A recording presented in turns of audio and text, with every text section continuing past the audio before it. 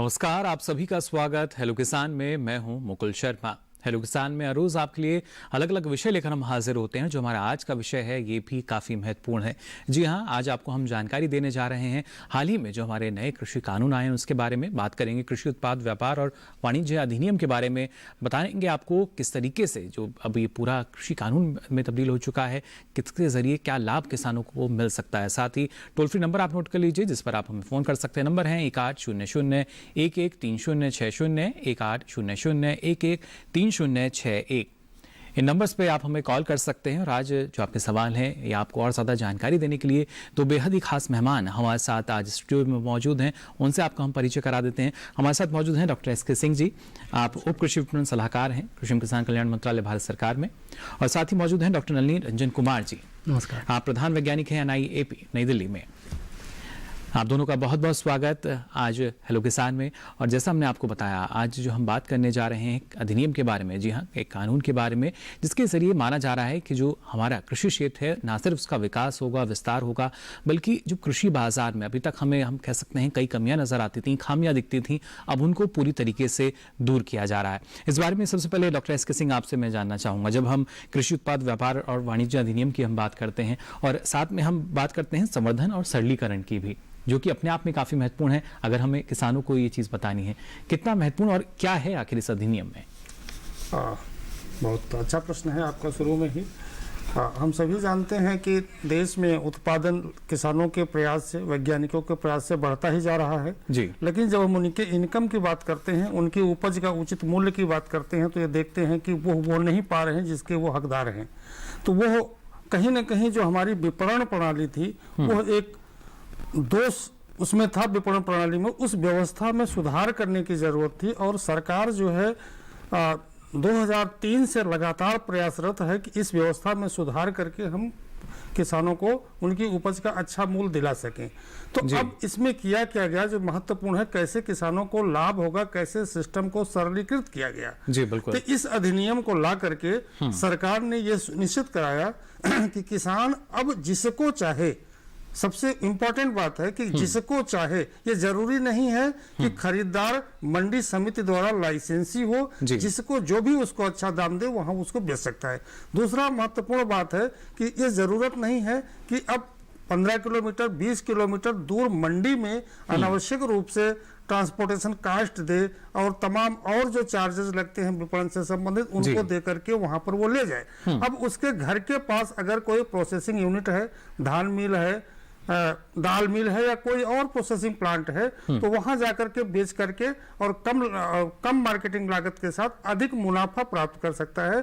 इस सब झंझटों से जो आवश्यक थी वो समाप्त कर दिया गया है। और यदि ऐसा लगता है कि मंडी में ही मिलेगा तो मंडी में वो चैनल समाप्त नहीं किया गया, वो उपलब्ध है अभी भी। यानी सरल शब्दों में हम कहें तो जिसे चाहें जहां चाहें आप अपने उपज को बेच सकते हैं। और जो मंडी व्यवस्था है ये हमें समझना होगा, खत्म बिल्कुल नहीं हुई है, ये इसमें बदलाव किया जा रहा है और ये बदलाव है बेहतरी का, जिससे और ज्यादा अच्छा लाभ आपको मिल सके। साथ ही यहाँ डॉक्टर नलिनी आपसे भी हम समझना चाहेंगे, क्योंकि जब आर्थिक स्थिति की हम बात करते हैं, जो अधिनियम है ये हमारा, इसके तहत हम मान सकते हैं कि जो किसानों की आर्थिक स्थिति है उसमें काफी सुधार हो सकता है। लेकिन एक किसान के लिए ये कैसे समझ सकते हैं कि जो उनकी आर्थिक स्थिति है वो धीरे धीरे अब सुधारने की कोशिश में सरकार की जो कवायद हमें नजर आ रही है और परिणाम भी हमें नजर आने लगे हैं इसके, कैसे उनकी जो स्थिति है ये बदलेगी? देखिए, किसान खेती करता है, कोई भी चीज़ उत्पाद करता है जी, तो उसका उचित मूल्य मिलना बहुत जरूरी है जी। यदि दाम कम मिलेगा तो आमदनी उनकी कम होगी जी। आज व्यवस्था जो हमारी है उसमें एक बड़ा सा हिस्सा किसान के उत्पाद का ओपन बाजार में जाता है, जहां किसानों की मैंने खरीदारों की संख्या कम होने के कारण उसको उचित मूल्य नहीं मिल पाता है जी। इस अधिनियम के तहत सरकार ने किसानों को एक विकल्प देने की कोशिश की है और क्रेताओं के बीच प्रतिस्पर्धा बढ़ाने के उद्देश्य से ये संशोधन किया है जी, ताकि मंडी में ही नहीं जा करके किसान को बाहर भी अपना सामान बेच सके जी। बिल्कुल, बाहर बेचने का मतलब घर के नजदीक कहीं उसके कोई स्टोर है, कोई प्रोसेसिंग प्लांट है जी, कोई और व्यापारी खरीदना चाह रहा है उनके फार्म गेट से ही, तो वहाँ बेचे ताकि उसको ट्रांसपोर्टेशन का कॉस्ट वगैरह नहीं लगे। मंडी में जाने पर मंडी फीस भी लगती है, जैसे पंजाब जैसे स्टेट में 8.5% मंडी तरह तरह के फीस मिलाकर 8.5% देने पड़ते हैं किसानों को। वो अपने घर बैठे बेचेगा तो नहीं लगेगा जी बिल्कुल। और चूंकि एक क्रेता नहीं है, बहुत सारे क्रेता हैं, तो उनमें कंपटीशन होगी, तो एक उचित प्राइस, अच्छी प्राइस मिल सकती है उनको जी। और जब उचित प्राइस, अच्छी प्राइस मिलेगी तो उनकी आमदनी बढ़ेगी, खर्चे घटेंगे और आमदनी बढ़ेगी। इस तरह से किसानों की आमदनी बढ़ाने में ये महत्वपूर्ण भूमिका निभाएगा। ये भी काफ़ी, देखिए हम कह सकते हैं लगातार सरकार की जो कवायद है वो चल रही है। लेकिन जैसा डॉक्टर नलिनी आपने यही कहा कि जो आर्थिक स्थिति में जब हम सुधार की बात करते हैं, धीरे धीरे लगातार हम आगे बढ़ रहे हैं इसमें, और फिर चाहे एक राज्य की मंडी की हम बात करें या दूसरे राज्य की, अभी तक हम देखते थे कई तरह के जो कर हैं वो किसानों पर थोप दिए जाते थे, तो उनसे मुक्ति मिलेगी तो जाहिर तौर पर हम मान सकते हैं कि जो लागत है किसान की वो कहीं ना कहीं बचती हुई नजर आ रही है। जी, ये अभी तक सिर्फ हम लोकल मंडी में ही बेचते थे, जहाँ पर कि टैक्स भी लगता था और ट्रांसपोर्टेशन का कॉस्ट लगता था। अब स्थिति है कि किसान अपने प्रदेश में बैठे हुए, अपने घर बैठे हुए दूसरे प्रदेश में भी देश के वो बेच सकता है और उसको कहीं टैक्स कोई देने की जरूरत नहीं पड़ेगी। अपना ट्रांसपोर्टेशन कॉस्ट लगेगा, वो व्यापारी अरेंज करेंगे, किंतु कोई टैक्स कहीं देने की जरूरत नहीं पड़ेगी।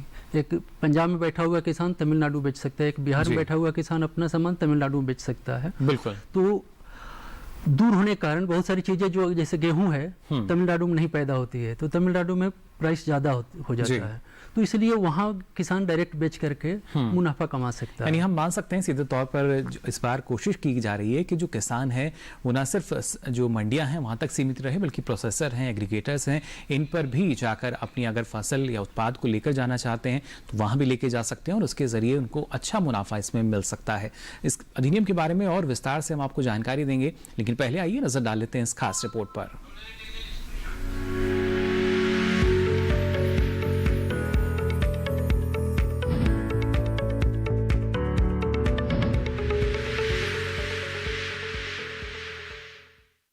कृषि और किसान सरकार की प्राथमिकताओं में रहे हैं। सरकार ने पिछले 6 वर्षों में किसान और कृषि के लिए कई अहम कदम उठाए हैं। किसान उपज व्यापार और वाणिज्य अधिनियम भी इसी क्रम में किसानों की भलाई के लिए लिया गया एक महत्वपूर्ण फैसला है।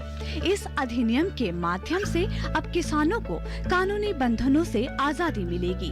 किसान उपज व्यापार और वाणिज्य संवर्धन और सरलीकरण अधिनियम के जरिए एक इकोसिस्टम तैयार होगा। इससे न सिर्फ किसानों को अपने पसंद के अनुसार उपज को बेचने और खरीदने की आजादी होगी, बल्कि वैकल्पिक व्यापार चैनल उपलब्ध होने से किसानों को लाभकारी मूल्य मिलेंगे और अंतर्राज्यीय व राज्य में व्यापार सरल होगा। किसान उपज व्यापार और वाणिज्य अधिनियम में किसानों के हितों की रक्षा के लिए पर्याप्त व्यवस्था का प्रावधान है। भुगतान सुनिश्चित करने के लिए प्रावधान है कि देय भुगतान राशि के उल्लेख सहित डिलीवरी रसीद उसी दिन किसानों को दी जाए। यह अधिनियम मूल्य के संबंध में व्यापारियों के साथ बातचीत करने के लिए किसानों को सशक्त बनाएगा। इस अधिनियम के कई फायदे हैं, जैसे कृषि क्षेत्र में उपज खरीदने बेचने के लिए किसानों व व्यापारियों को अवसर की स्वतंत्रता मिलेगी। लेन देन की लागत में कमी और मंडियों के अतिरिक्त व्यापार क्षेत्र में फार्म गेट, शीत गृहों, वेयर हाउसों और प्रसंस्करण यूनिटों पर व्यापार के लिए अतिरिक्त चैनलों का सर्जन। इनके साथ ही किसानों के साथ प्रोसेसर्स, निर्यातकों और संगठित रिटेलरों के एकीकरण से मध्यस्थता में कमी आएगी। यह अधिनियम कृषि क्षेत्र में आमूल-चूल परिवर्तन लाएगा। इससे खेती किसानी में निजी निवेश होने से तेज विकास तो होगा ही, साथ ही रोजगार के अवसर भी बढ़ेंगे।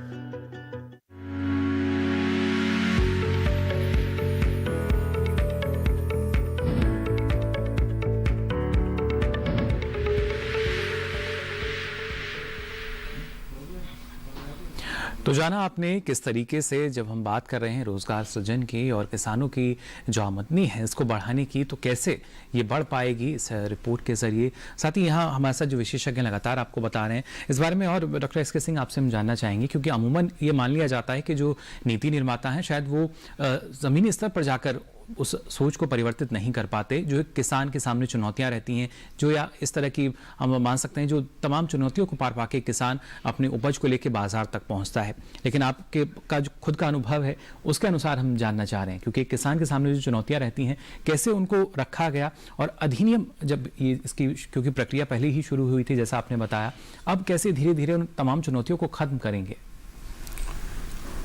किसान हित में एक इसके अलावा मैं एडिशनल बात भी रखना चाहूँगा, क्योंकि किसान जब मंडी में जाता है तो मैं सभी किसान भाइयों को बताना चाहूँगा, भारत के किसी भी प्रदेश के कानून में यह नहीं लिखा हुआ है कि मंडी शुल्क और कमीशन चार्जेज उनसे लिया जाएगा जी। ये हर जगह वर्णित है कि यह खरीदार से वसूला जाएगा, लेकिन किसानों के ज्ञानाभाव में, उनको जानकारी न होने के कारण यह है कि खरीदार लोग उनसे अन्यथा वसूल लेते हैं। तो किसान जब भी मंडी जाएं तो ये समझ लें, ना ही विपणन शुल्क और ना ही कमीशन एजेंट, विपणन शुल्क जो देश में 0.25% से लेकर 3% है और कमीशन चार्जेज 0.5 से लेकर 8% है। भिन्न भिन्न कमोडिटीज में भिन्न भिन्न प्रदेशों में अलग अलग है। अब मैं उस मुद्दे पर आता हूँ, आपके प्रश्न पर हम देखते हैं कि आप सभी जानते हैं कि हमारे देश में जो किसानों की, छोटे किसानों की संख्या है, मझोले किसानों की संख्या वो लगभग 86.2% है जी। यह किसान अपनी छोटी छोटी उपज को लारियों में, ट्रॉली में भर करके मंडी लाने में आर्थिक दृष्टिकोण से फायदेमंद नहीं होता था। तो ये प्रायः लाते भी नहीं थे, और इनको जो है, जो वहाँ के व्यापारी वर्ग छोटे छोटे होते थे, इनको कलेक्ट कर लेते थे, और वो कलेक्शन एक प्रकार से इलीगल होता था। तो ना अब क्या हुआ कि जब इस अधिनियम को ला दिया गया तो अब वहां बिना लाइसेंस के तमाम प्रकार के खरीदार, वो प्रोसेसर्स भी होंगे, वो एक्सपोर्टर्स भी होते हैं। ये बताना बहुत ही जरूरी है कि पहले अगर कोई प्रोसेसर है, कोई खरीदार है और उसको प्रोसेसिंग करना है तो किसान से सीधी खरीदी नहीं कर सकता था, उसे भी मंडी जाना होता था, और किसान जो उत्पादन करता था अपनी छोटी छोटी लाट को लेकर, जो कि निश्चित तौर पर आर्थिक दृष्टिकोण से वो लाभकारी नहीं होती थी, वो भी मंडी ले जाते थे और वहां जाकर लेन देन करते थे। जबकि वो चाहते तो उसी किसान के घर से या उसी गोदाम से या कहीं से जाकर खरीदारी करते, और मार्केटिंग की किसी प्रकार की कास्ट नहीं लगती, लगभग जीरो कास्ट लगती। क्योंकि आप जब मंडी में जाएं, मंडी के सिस्टम को समझें, तो यहाँ से लोडिंग कराएगा, वहां अनलोडिंग कराएगा, तुलाई होने के पहले हीप लगवाएगा, बहुत सारी प्रक्रिया क्रिया करनी पड़ती है जिसमें उसके बहुत सारे खर्चे होते हैं। और एक चीज मैं और जोड़ना चाहूंगा कि यह अधिनियम किसान को तो देगा ही अच्छा मूल्य, साथ में यह एक रोजगार परक भी है, यह रोजगार भी पैदा करने वाला है, क्योंकि वहां पर बहुत सारे क्या नाम के कृषि से संबंधित प्रोसेसिंग प्लांट लगेंगे, बहुत सारी गतिविधियां बढ़ेंगी, इसमें बहुत सारा रोजगार सृजन की भी अवसर उपलब्ध है। जी बिल्कुल, लेकिन इस तरह की जो हम मान सकते हैं भ्रामक बातें फैला दी गई और झूठ किसानों तक के बीच पहुंचा दिया गया कि जो रोजगार के अवसर हैं वो और ज़्यादा कम हो जाएंगे, और यहाँ तक कह दिया गया कि जो आपकी ज़मीन है वो शायद आने वाले समय में आपकी ना रहे। इसी वजह से जो भ्रांतियों की वजह से या डर की वजह से जो किसान हैं उन्होंने इसका विरोध भी किया। लेकिन अब जो किसान हैं धीरे धीरे जानने लगे हैं कि ये जो कृषि कानून है कितना लाभकारी उनके लिए साबित हो सकता है। और खासतौर से डॉक्टर नलिनी, अगर देखा जाए यहाँ तक कह दिया गया कि जो अब कॉर्पोरेट के साथ अगर किसान मिलता है तो शायद किसान का शोषण ही होगा, उसको मुनाफा हो ही नहीं सकता।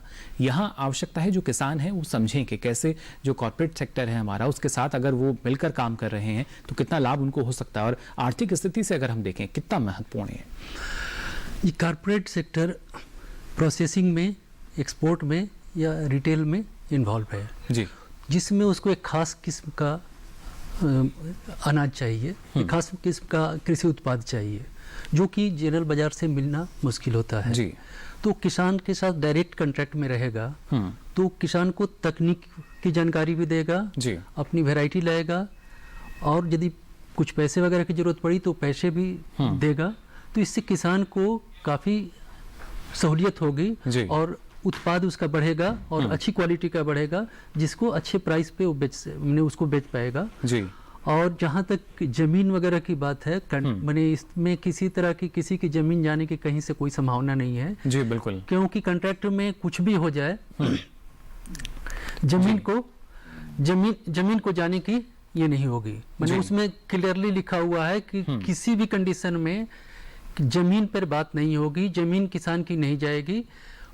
कभी बकाया भी हो गया तो बकाया वसूलने का उनको राइट है, किंतु जमीन किसान का नहीं जाएगा उसमें। जी, यानी मूल्य आश्वासन और अगर समझौता अधिनियम की हम बात कर रहे हैं तो वहां पर देखिए जो करार है फसलों का किया जा रहा है, ना कि जमीन का, ये हमें समझना होगा। लेकिन इसके कई और भी यहाँ पर प्रमुख बातें हैं जिन पर हम चाहते हैं कि जो किसान हैं वो ना सिर्फ उन तमाम बातों को जाने, उस सच को जाने और वो सच दूसरे किसानों को भी बताएं। कई और ऐसी बातें हैं जो आपके शायद जहन में भी होंगी, उन पर भी हमारे जो विशेषज्ञ हैं उनसे सवाल यहाँ पूछेंगे। लेकिन फिलहाल यहाँ रुक रहे हैं एक छोटे से ब्रेक के लिए।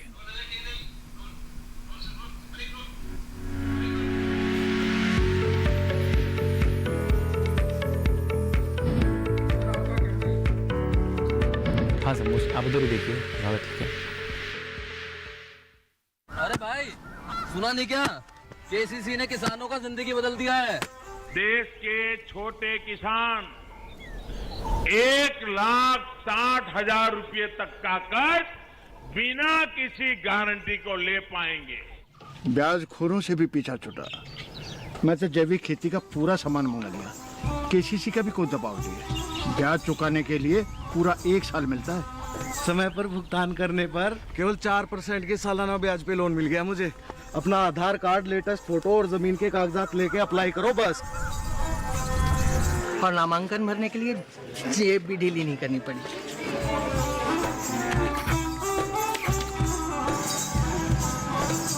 चाचा, उधार चुकाने के 24 घंटे के बाद उतने ही पैसे वापस निकाल सकते हैं। केसीसी ने किसानों की जिंदगी वाकई बदल दी है। तो आप भी किसान क्रेडिट कार्ड अपनाएं और सहजता से ऋण पाएं।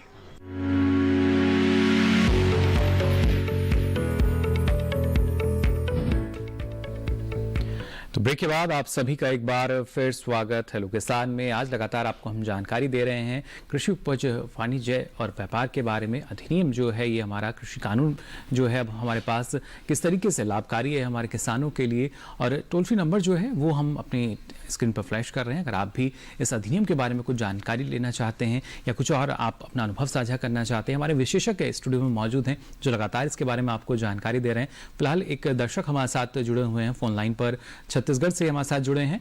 धर्म सिंह जी, बहुत बहुत स्वागत आपका हेलो किसान में। हेलो सर, मैं धर्म सिंह मरकाम बोल रहा हूँ सर। जी धर्म जी, क्या जानना चाह रहे हैं?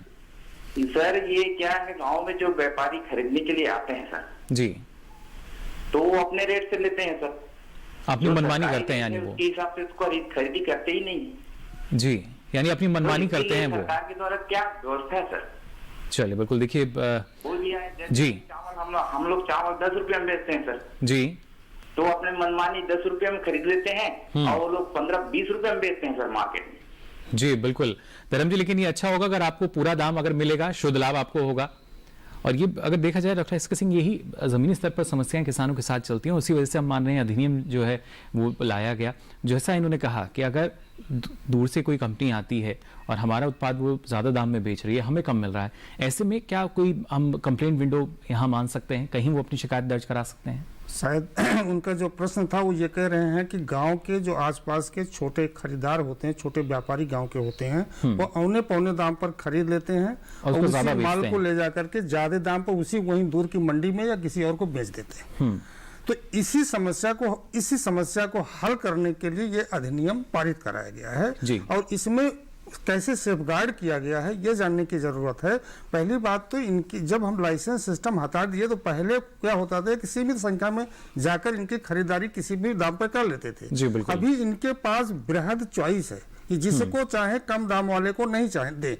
और दूसरी महत्वपूर्ण चीज ये है कि ये कैसे जानेंगे कि ये कम दाम है कि ये ज्यादा दाम है, ये जानने के लिए भी कोई व्यवस्था होनी चाहिए।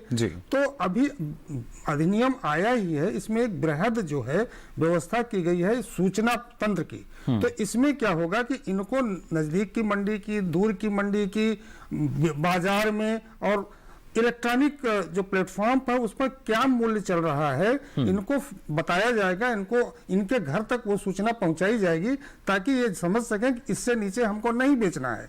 और सूचना के आधार पर ये खरीदार से नेगोशिएशन कर सकें, वार्ता कर सकें, नहीं भाई हमको तो आपको नहीं देना है। तो इस चीज को इसमें ध्यान रखा गया है कि कोई भी पहले एक सीमित संख्या में जाकर के आपसे किसी भी दाम पर ना खरीद ले और जाके ऊंचे दाम पर बेचे। ये इनको पूर्ण सेफगार्ड मैकेनिज्म इसमें रखा गया है। थोड़े दिनों के बाद इसके लाभ इनको दृष्टिगोचर होने लगेंगे। जी बिल्कुल। साथ ही यहाँ डॉक्टर नलिनी आपसे भी हम समझना चाहेंगे, जैसा कि अभी डॉक्टर एस एस सिंह ने कहा, क्या हम मान सकते हैं कि धीरे धीरे अब जो किसान है, एक किसान सिर्फ व्यवसाय की तरफ अगर आगे बढ़ेगा तो जाहिर तौर पर आमदनी बढ़नी है, उसी दिशा में हम आगे बढ़ रहे हैं?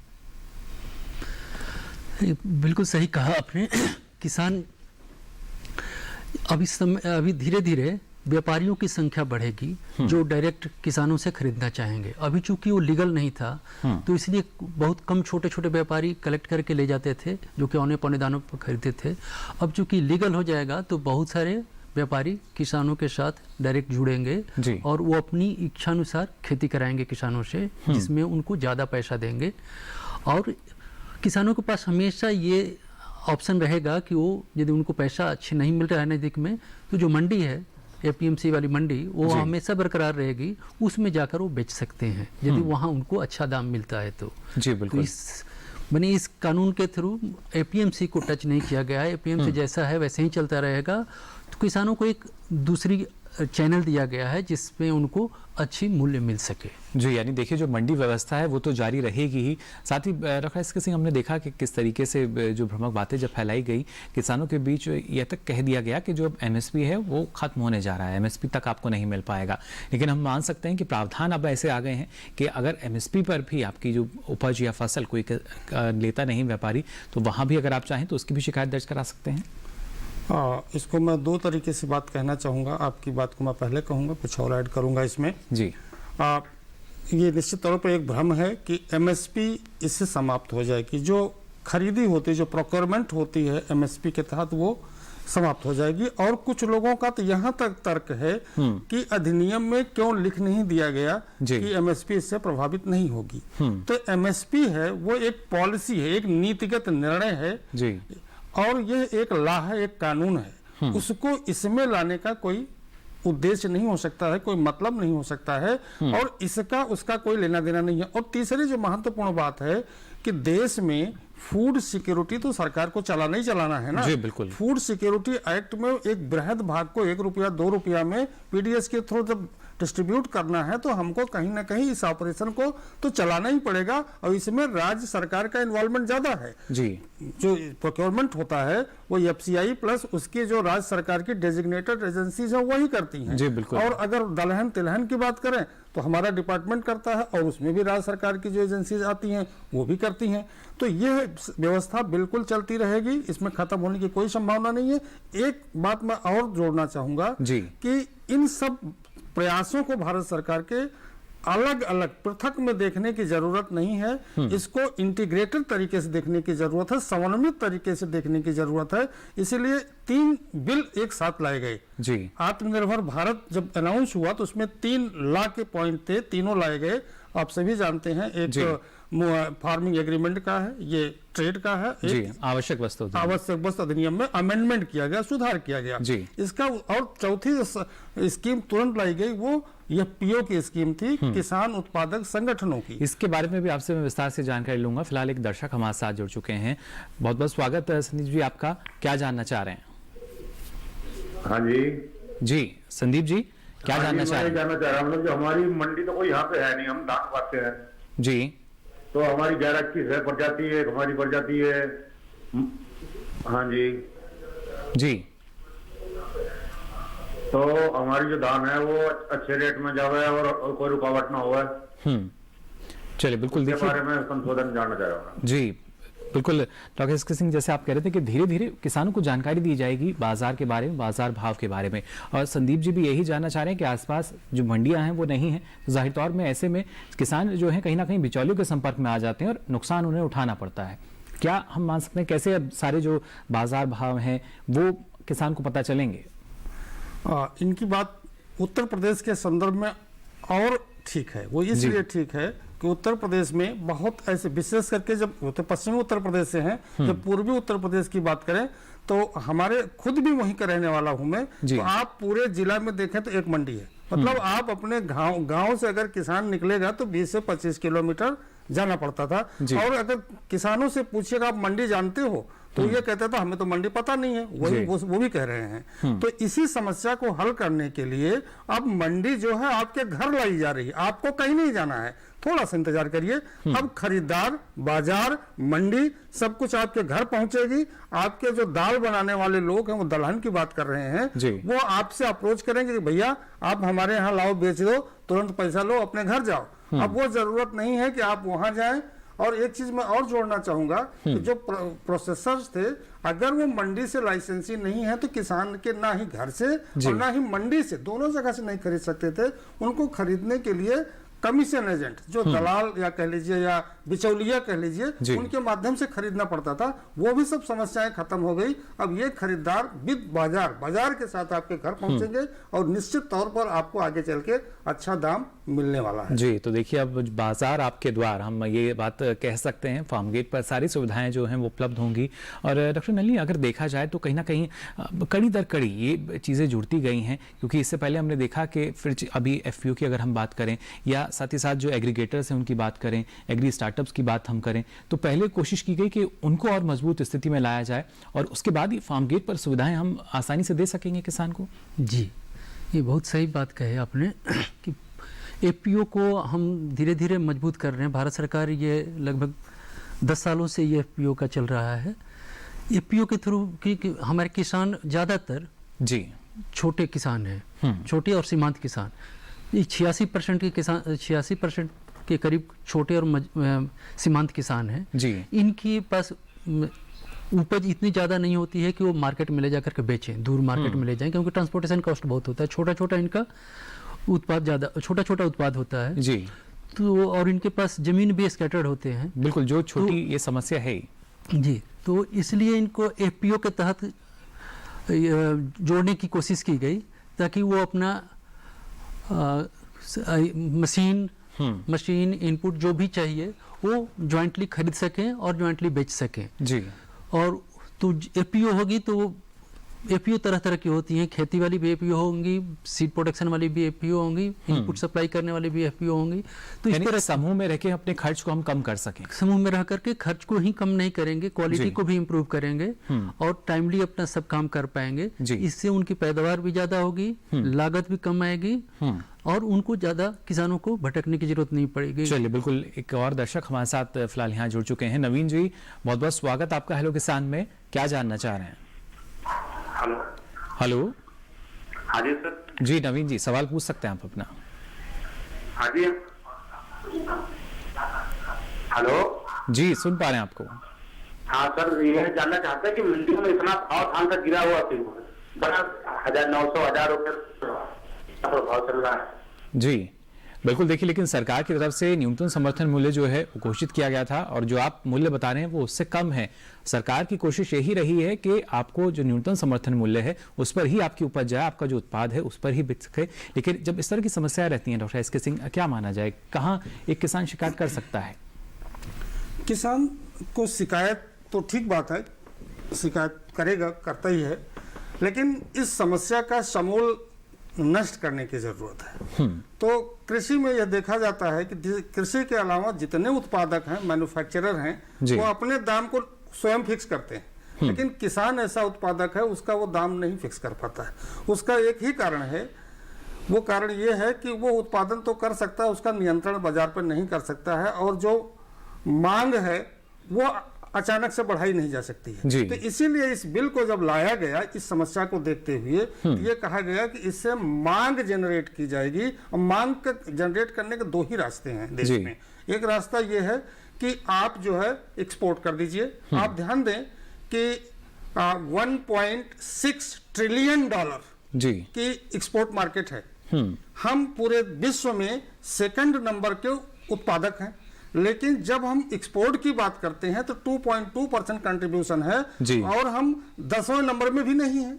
इसके मतलब जब हम ऐसी चीजों को पैदा करेंगे और एक्सपोर्ट के चैनल खोलेंगे और एक्सपोर्ट करने के लिए 2-3 चीजों की जरूरत पड़ती है। डॉक्टर साहब ने कहा, मैं उसको रिपीट नहीं करूंगा क्या क्या चीज होना चाहिए, तो वो चीज इससे होने वाली है। और दूसरा डिमांड क्रिएट करने का रास्ता है प्रोसेसिंग। आप जानते हैं प्रोसेसिंग सेक्टर में भी रोजगार के 9 मिलियन 2024 तक जॉब बन सकते हैं। तो अगर इसको प्रोसेसिंग का जगह जगह पर बना दिया जाए और प्रधानमंत्री की उस बात को कि vocal for local, local produce को इस तरीके से ब्रांडिंग करके मार्केटिंग करके विदेश में इसको सप्लाई किया जाए या मार्केट में डाला जाए तो डिमांड क्रिएट होगी। तो इस तरीके की समस्याएं जो बारंबार आती हैं कृषि में, इसका एमएसपी से नीचे हो गया, उसका सडनली प्राइस ज्यादा हो गया, उसका ये प्राइस हो गया और किसान बेचारा सफर करता है, वो कुछ नहीं कर पाता है। तो मेरी समझ से ये समस्याएं बहुत जल्दी ही इसकी निपटारा हो जाएगा और समस्याओं को ऐसी कोई समस्याएं किसानों के पास नहीं आएंगी। जी बिल्कुल, हम भी यही उम्मीद करते हैं कि लगातार किसान हित में सरकार फैसले लेती आई है और इन फैसलों के बाद जो किसान को लाभ मिल रहा है, जो समस्याएं हैं धीरे धीरे उनका भी अंत यहाँ हो सके। फिलहाल हेलो किसान में यहाँ वक्त तो चला एक और छोटे से ब्रेक का। आप बने रहिए दूरदर्शन किसान पर।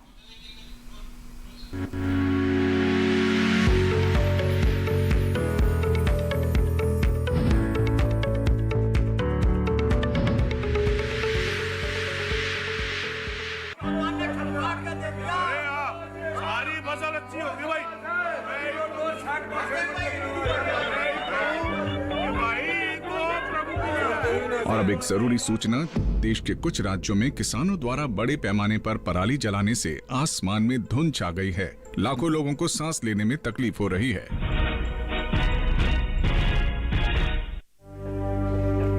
हर साल हम अपने ही घर फूकते हैं और तमाशा बनते हैं। ना, मैं ना मानता। ये काम तो बरसों से होता आ रहा है, अब ऐसा क्या नया आ गया? ये देख लो हमारे रतन काका, पिछले साल की पराली जलाने से जो इनकी खांसी उठी थी, ये अब तक चल रही है। और तो और हमारे सोना उगलने वाली धरती भी बंजर पड़ रही है। बेटा, तुम्हारी बात मान भी ले, पर एक बात बताओ कि पराली को ठिकाने लगाने में भी तो लागत आती है और ये आग जलाने से ये काम आसानी से हो जाता है।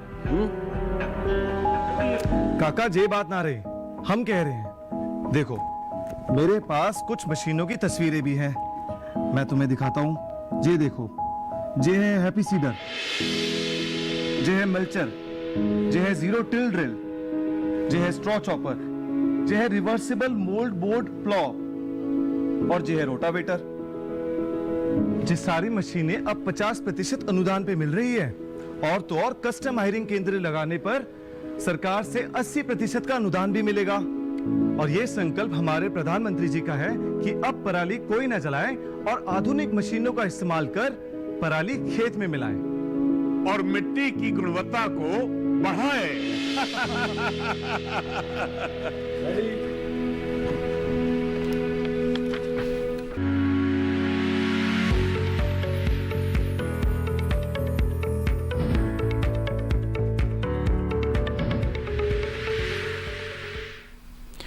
ब्रेक के बाद आप सभी का एक बार फिर स्वागत हेलो किसान में। आज लगातार आपको हम जानकारी दे रहे हैं कृषि उपज वाणिज्य और व्यापार अधिनियम के बारे में, किस तरीके से इसका लाभ जो है आने वाले समय में किसानों को मिल सकता है और जो किसान हैं उन्हें यहाँ जागरूक होने की आवश्यकता है। वो कम से कम इस अधिनियम के बारे में जाने, अपने अधिकारों के बारे में जाने, जिससे आने वाले समय में उनके साथ पहले की जैसी जो ठगी होती थी बिचौलियों की वजह से या व्यापारियों की वजह से, उस ठगी का सामना उनको ना करना पड़े। खासतौर से डॉक्टर नलिनी जी, अगर देखा जाए, जैसा आपने कहा कि आर्थिक स्थिति हम सुदृढ़ कर रहे हैं, हर कड़ी दर कड़ी जो है किसानों को आगे बढ़ाया जा रहा है, प्रोत्साहित हम कर रहे हैं। एफपीओ की बात की जाए या दूसरे भी तमाम माध्यम हमारे पास हैं, लेकिन जब हम एक इस तरह की इलेक्ट्रॉनिक ट्रेडिंग की जब हम बात करते हैं, ऑनलाइन प्रणाली की जब हम बात करते हैं, क्या लगता है ग्रामीण परिवेश में या किसानों के सामने कुछ चुनौतियाँ रहती हैं वहाँ पर? किसान जनरली किसान अभी अवेयर नहीं है इलेक्ट्रॉनिक माध्यम से ट्रेडिंग करने के लिए। किसानों को मंडी में जाना पड़ता है, तो वहाँ जाने पर मंडियों में अभी उनकी व्यवस्था की जा रही, ट्रेनिंग की व्यवस्था की जा रही, किसान कैसे अपना ट्रेड करेंगे। और सबसे ज़्यादा प्रॉब्लम किसान को जो टेक से भी नहीं है, उनको दिक्कत होती है कि प्राइस कैसे पता करें, किस बाज़ार में क्या प्राइस चल रहा है। तो इस पर भी भारत सरकार ट्रेनिंग वगैरह दे रही है, किसानों को अवेयर कर रही है कि कैसे अपने मोबाइल से ही डिफरेंट बाज़ारों में क्या प्राइस चल रहा है उसकी जानकारी ले जी। तो समय के साथ साथ ये समस्या का समाधान हो जाएगा, लोगों को इस पर सरकार बहुत ध्यान दे रही है। जी बिल्कुल। डॉक्टर एस के सिंह, आप भी इसमें कुछ जोड़ना चाहेंगे, किस तरीके से और ज़्यादा मदद जो है किसानों को मिलेगी, क्योंकि एक चुनौती के तौर पर इसको हम देख सकते हैं। मैं किसान भाइयों के लिए एक जो व्यवहारिक बात करना चाहूँगा, वो व्यवहारिक बात ये है कि बहुत सारे लोग इस टाइप के हैं जो ऑनलाइन ट्रेडिंग प्लेटफॉर्म विकसित करना चाहते हैं प्रदेश में, और किसानों से माल ले करके वो कंज्यूमर एंड पर उसको पैकेट बना के सप्लाई करना चाहते हैं जी। तो हमको फ़ोन करते हैं कि क्या हम ऐसा कर सकते हैं। तो मैं उनसे पहला प्रश्न करता हूं कि भाई आप ऐसा किस प्रदेश में करना चाहते हैं, तो बताते हैं कि इस प्रदेश में। हमने कहा भाई वहाँ का कानून तो आपको अलाउ नहीं करेगा कि आप किसान से सीधी खरीद कर लें। आज वो समस्या खत्म हो गई। आपको यह नहीं पूछना है कि हमें कि किस प्रदेश में करना चाहते हो जी। पूरे देश में इस तरीके की ऑनलाइन व्यवस्था को विकसित करना चाहते हो। मैं 1 मिनट और थोड़ा सा ऐड करना चाहूंगा जी कि ऑनलाइन में कॉम्पिटिटिव व्यवस्था लाना है। पहले हमने ई नाम का प्रोजेक्ट 2016 में लाए थे, तो वो एक सिंगल प्रोजेक्ट था जो मंडी में जाकर ही व्यापार करना होता था जी। आज हम इस व्यवस्था को ला करके मंडी के बाहर ट्रेड एरिया जिसे हम कहते हैं, वहां पर मल्टीपल्स बहुत सारे ट्रेड प्लेटफॉर्म आएंगे और आने शुरू भी हो गए हैं। लोग पूछना शुरू कर दिए हैं कि हम यहाँ लगा सकते हैं, वहाँ लगा सकते हैं। और इसमें जो आप अधिनियम में ध्यान से देखें तो ये कहा गया है कि वह एक गाइडलाइन विकसित करेगा, जो ऑपरेटर होगा इस प्लेटफॉर्म का, उसमें यह प्रॉपर सिस्टम होने वाला है कि भाई ये प्राइस है, ये प्राइस किसान के मोबाइल में जाकर अलर्ट जाएगा, इस प्राइस पर आप बेचने को तैयार हो कि नहीं तैयार हो। ये सुनिश्चित अगर वो किया लगता है कि नहीं बेचना है तो वो अपना प्रोड्यूस को नहीं बेचेगा, सेकंड बिड में जाएगा, थर्ड बिड में जाएगा। जब तक उसको अपनी मनचाही कॉम्पिटिटिव प्राइस नहीं मिलेगी तब तक वो नहीं सेल करेगा। इसमें यह पूर्ण व्यवस्था करी गई है। जी बिल्कुल। साथ ही डॉक्टर सिंह, अगर देखा जाए तो कहीं ना कहीं जो गुणवत्ता है वो भी इसमें हम मान सकते हैं कि और बेहतर हमें नजर आएगी, क्योंकि अच्छा दाम जो है अब सीधे सीधे तौर पर किसान को मिल सकता है। बहुत अच्छा प्रश्न किया। शायद ये उससे कहीं ज़्यादा इम्पोर्टेंट है, क्योंकि हम इस कवायद को क्यों कर रहे हैं, क्योंकि हम सभी जानते हैं कि किसान अपनी उपज को लेकर भारत के किसी भी कोने में पहले भी जा सकता था, कोई रोक टोक नहीं थी, बिल्कुल स्पष्ट है ये। लेकिन हम इस कवायद को कर क्यों रहे हैं? हम इसलिए कर रहे हैं कि जो बायर्स के जो खरीदार हैं वो अधिक संख्या में हो जाए। अगर उसका माल रखा है सहारनपुर में और सहारनपुर में माल को खरीदार उपलब्ध है चेन्नई में जी, और चेन्नई में वो खरीदने के लिए उसको तो कहीं ना कहीं टेस्टेड माल होना चाहिए। वो माल क्या उसकी क्वालिटी पैरामीटर्स है उस पर टेस्ट हो, वो ऑनलाइन उसको वहां दिखना चाहिए। तो वो क्वालिटी माल देख करके ही वहां से बिड कर सकता है भाई इसको हम खरीदने वाले हैं जी। तो इससे इस माध्यम से किसान जो है अपनी प्रोड्यूस को अधिक गुणवत्ता वाला बनाएगा, उसकी क्लीनिंग करेगा, ग्रेडिंग करेगा, अलग अलग ग्रुप में उसको रखेगा। ये छोटा साइज का है, ये बड़ा साइज का है, इसमें ये है, उसमें वो है, और क्वालिटी के आधार पर उसको पैसा मिलेगा। ऐसा नहीं है ये बेकार है तो वही पैसा मिलेगा, ये अच्छा है तो वही पैसा मिलेगा। आज अब क्वालिटी के आधार पर ऑनलाइन से मिलेगा और ऑनलाइन से ही देश में एक राष्ट्रीय बाजार विकसित होगी। कोई कहीं से खरीद फरोख्त कर सकता है, कोई कहीं से सेल कर सकता है।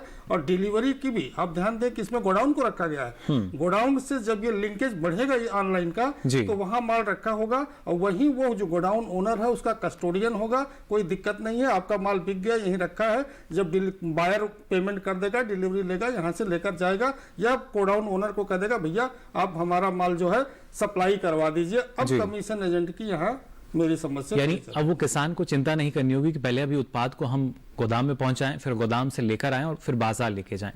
जो देखिए किस तरीके से हम मान सकते हैं कि छोटे छोटे खर्च हैं जो आपके कहीं ना कहीं अगर आप आखिर में देखते हैं शायद आपको ज़्यादा लगेंगे, लेकिन अब इन सब को पूरी तरीके से खत्म करने की जो कवायद है वो शुरू हो चुकी है और ज़्यादा लाभ आपको कैसे मिल सकता है इस दिशा में लगातार हम काम कर रहे हैं। खासतौर से डॉक्टर नलिनी जी, अगर देखा जाए जब ज़्यादा फायदे की हम बात करते हैं, गुणवत्ता की भी हमें यहाँ जानकारी दी डॉक्टर एस के सिंह ने, लेकिन ऐसे में जब हम बात करते हैं निर्यात की स्थिति को और बेहतर बनाने की, क्योंकि ना सिर्फ घरेलू बाजार में हमारे पास इतनी संभावनाएं नजर आ रही हैं हमें, बल्कि वैश्विक बाजार को भी अगर देखा जाए तो वहां भी असीम संभावनाएं हैं। धीरे धीरे किसान अगर जानेगा तो शायद अपने राज्य से निकलकर, देश से निकलकर वैश्विक बाजार में भी कदम रख सकेगा। जी बिल्कुल सही कहा आपने।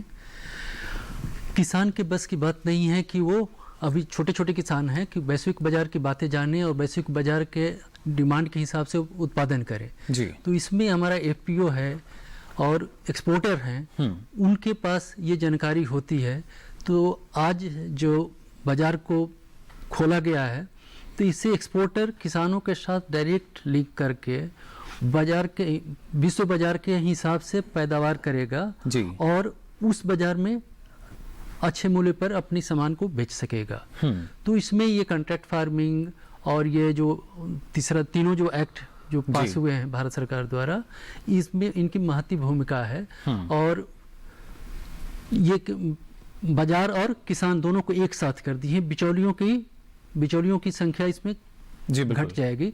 तो जो भी बाजार में डिमांड है उसकी किसानों को पता चलेगा और टेक्नोलॉजी भी उसको मिलेगा और इस कारण से उच्च गुणवत्ता वाली उत्पाद पैदा कर पाएंगे जो कि एक्सपोर्ट किया जा सकेगा और उनको अच्छे प्राइस मिलेगी जी, जिससे बिल्कुल उनका इनकम बढ़ेगा और देश को निर्यात से डॉलर विदेशी मुद्रा की प्राप्ति हो सकेगी। यानी देखिए, जो आत्मनिर्भर भारत की जब हम बात करते हैं और कैसे जो आत्मनिर्भरता कृषि के जरिए और ज़्यादा बढ़ सकती है, जो हमारा कृषि क्षेत्र है देश की अर्थव्यवस्था की रीढ़ माना जाता है। जितनी मजबूत ये रीढ़ होगी, जितनी ज़्यादा मजबूती इसमें होगी, उतना ज़्यादा फ़ायदा हमें आने वाले समय में मिल सकेगा। और खासतौर से डॉक्टर इसकी देखा जाए तो, क्योंकि ना सिर्फ FPO की अगर हम यहाँ बात करें, वो भी एक लक्ष्य हमारे सामने रखा गया, उसके जरिए भी जो किसान अब जुड़ना शुरू हो चुके हैं। क्योंकि हाल फिलहाल में अगर पिछले ही 5-6 सालों की अगर बात की जाए तो अब किसान जानने लगा है कि FPO में जुड़ के क्या फ़ायदा है। उससे पहले की जो स्थिति थी वो बहुत अलग थी, किसानों को पता नहीं होता था कि FPO है क्या। आपने शायद प्रश्न को ही स्वयं उत्तर कर दिया है और ये मैं इसको इस रूप में 2 चीज़ के रूप में लेना चाहूँगा। मैं लखनऊ में एक किसान संगोष्ठी में शामिल हुआ था जी। तो एक एक्सपोर्टर था, उसने कहा कि मुझे बैगन चाहिए इस क्वालिटी का, इस वैरायटी का, मैं कहीं गल्फ कंट्रीज में उसको सप्लाई की ज़रूरत है, तो कहाँ मिलेगा। तो हम लोग सभी लोग वहाँ पर कह रहे थे भाई कॉन्ट्रैक्ट फार्मिंग कर लो। तो वो कैसे करेगा। तो अब उस सारी समस्याओं को इसमें निराकरण किया गया है कि अब वो एक्सपोर्ट, वो प्रोसेसिंग, वो सब यहाँ ऐड किया गया। आपका सेकंड को पार्ट क्या था क्वेश्चन का? जी बिल्कुल, क्योंकि FPO की जो भूमिका अब हाल फिलहाल में निकल कर आई है। मैं समझ गया जी। तो अब FPO की बात पहले ये होता था कि FPO को बनाने के लिए लोग गांव-गांव जाते थे, घर-घर जाते थे, सर्वे करते थे, बेसलाइन करते थे, ये करते थे, वो करते थे। आज आप देखें जो स्कीम आई है, हमारा भी ऑफिस का नंबर दिया है, हमें रोज 10 से 15 कॉल ये आते हैं फोन पे कि हमने तो FPO बनाने की तैयारी कर ली है, हमने तो 250-300 किसान इकट्ठा कर लिया है, 500 कहाँ पर जी किससे संपर्क करें। तो आज स्थिति यह है कि किसान इस लेवल तक जागरूक हो गया है कि भाई अकेला चलने से कुछ नहीं होगा, संगठन में ही शक्ति है, इसलिए सामूहिक रूप से खेती की जाए, सामूहिक रूप से इसका विपणन किया जाए और सामूहिक रूप से सारे लाभ लिए जाएं। तो इस योजना अब वैसी नहीं होगी जो अगला 10,000 FPO बनने वाले हैं, वो रियल में मार्केट ओरिएंटेड है, मार्केट से लिंक किया हुआ योजना है और ये किसान इसे अपने आप स्वतः जोड़ते जा रहे हैं और ये स्कीम बढ़िया चलेगी और किसानों को लाभ होगा। बिल्कुल, और हम उम्मीद कर सकते हैं कि जो बाजार में हमें व्यवसायी व्यापारी नजर आते थे वो कोई और नहीं बल्कि जो हमारे अन्नदाता जो किसान है वही होंगे, क्योंकि जिस तरीके से हमारे किसान उत्पादक समूह बनाने का लक्ष्य रखा गया है, जो उनका उत्पाद है वो बाजार में पहुंचेगा और ज्यादा लाभ उनको आने वाले समय में मिल सकेगा। फिलहाल हेलो किसान में यहाँ वक्त तो चला एक और छोटे से ब्रेक का। आप बने रहिए दूरदर्शन किसान पर।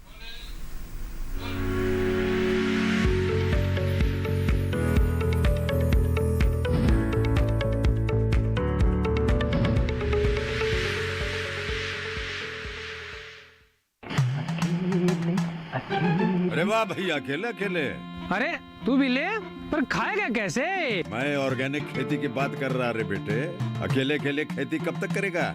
मतलब गांव में 20-25 किसानों का समूह बना के पंजीकरण करवा ले, फिर सरकारी ट्रेनिंग भी मिलेगी और मुफ्त जैविक बीज खाद भी। फिर BGS ऑर्गेनिक की सरकारी मोहर के साथ तेरी उपज आकर्षक पैक में पहुंचेगी बड़े बाजार तक। अच्छा हाँ। अरे भाई कहाँ चल दिया? सबको साथ लाने, आमदनी बढ़ाने। तो किसान भाई समझ गए ना, साथ मिलकर ऑर्गेनिक खेती कीजिए, अपनी परंपरा को आगे बढ़ाइए, ज्यादा मुनाफा कमाइए। माटी से प्रेम की परंपरा है परंपरागत खेती।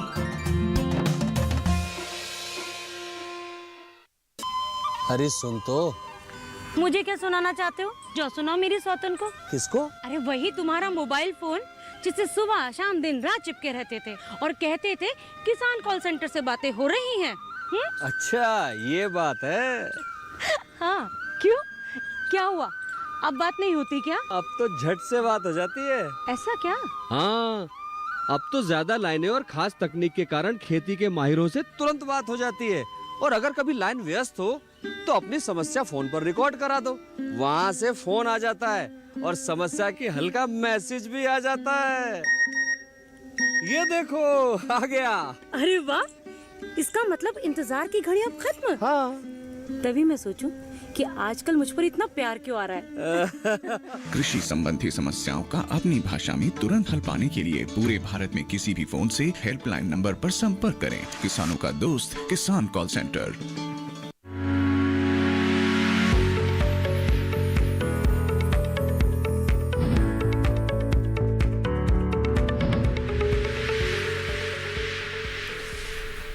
तो ब्रेक के बाद आप सभी का एक बार फिर स्वागत है हेलो किसान में। आज लगातार आपको हम जानकारी दे रहे हैं हमारे नए जो कृषि कानून है, यानी कृषि उपज व्यापार और वाणिज्य अधिनियम 2020 के बारे में। कितना महत्वपूर्ण है कि इसकी जानकारी आप तक सही ढंग से पहुंचे और सही जानकारी जो सच्चाई है वो आप जान सकें। हमारे जो विशेषज्ञ हैं लगातार आपको बता रहे हैं कि क्या फ़ायदा इससे आपको आने वाले समय में मिल सकता है।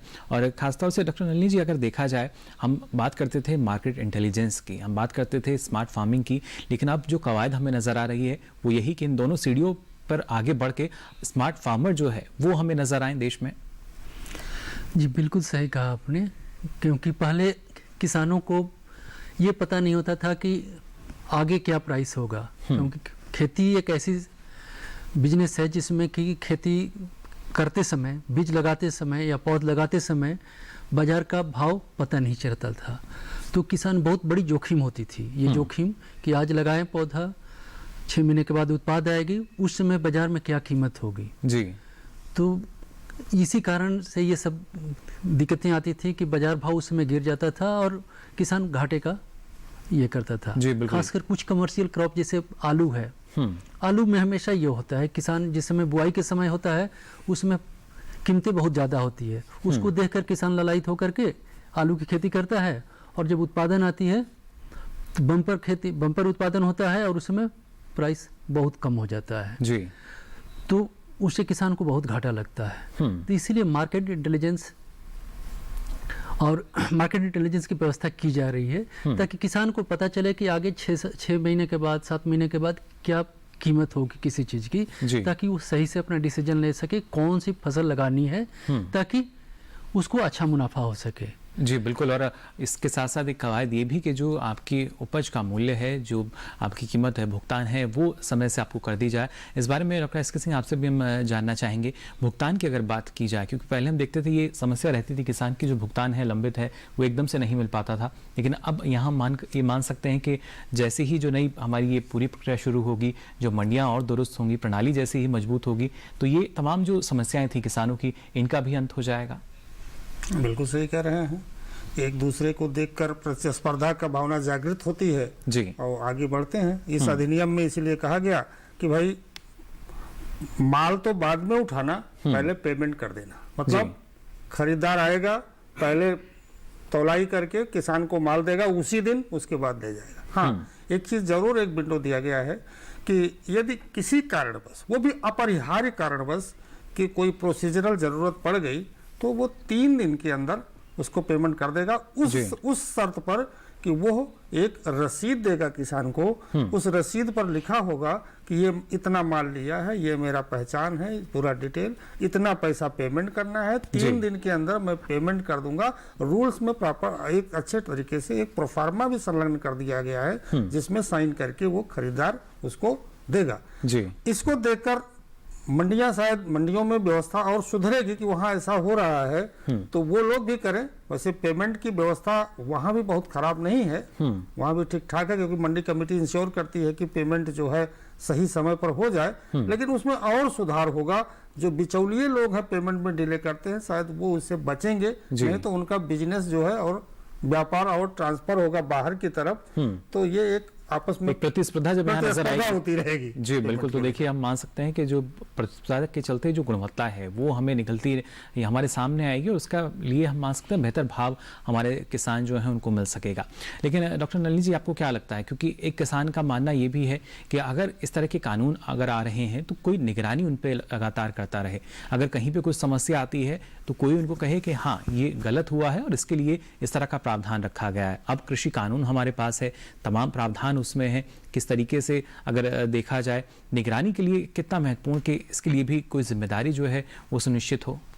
जी, आपने बिल्कुल कहा, किसानों को ये निश्चित करना है जी कि उनके साथ कोई ठगी ना हो सके। इसीलिए जो भी व्यापारी आएंगे उनके साथ एक पैन कार्ड होना जरूरी है। जो पैन कार्ड होल्डर होंगे वही खरीद फरोख्त कर सकेंगे। और कानून में ये व्यवस्था की गई है कि यदि वो कोई गड़बड़ी करते हैं तो किसान अपने एसडीएम के पास, जो उप प्रखंड अधिकारी होता है, वहाँ जाकर उसकी शिकायत करेंगे। पहले तो आपस में एक सलाहकार बोर्ड तैयार करके उससे डिस्कस करेंगे। यदि वो बात नहीं हो पाती है तो एसडीएम के पास जा करके वो कंप्लेन करेंगे। कंप्लेन पर एसडीएम एक सलाहकार बोर्ड नियुक्त करेगा जिसमें उसके अंतर्गत काम करने वाला कोई एक अधिकारी को चेयरमैन बनाएगा और दो और एक जो भी हो दोनों तरफ के प्रतिनिधि को उसमें अपॉइंट करेगा ताकि उनकी समस्या का समाधान हो सके। यदि उसके बावजूद भी उस 30 दिन के अंदर समस्या का समाधान नहीं होता है तो एसडीएम के पास ये रिपोर्ट देंगे और एसडीएम उनको फाइन कर सकता है। जी, फाइन जमा करना पड़ेगा। दंड का प्रावधान यहाँ रखा गया है। जी, 30 दिन के अंदर ही करना होगा।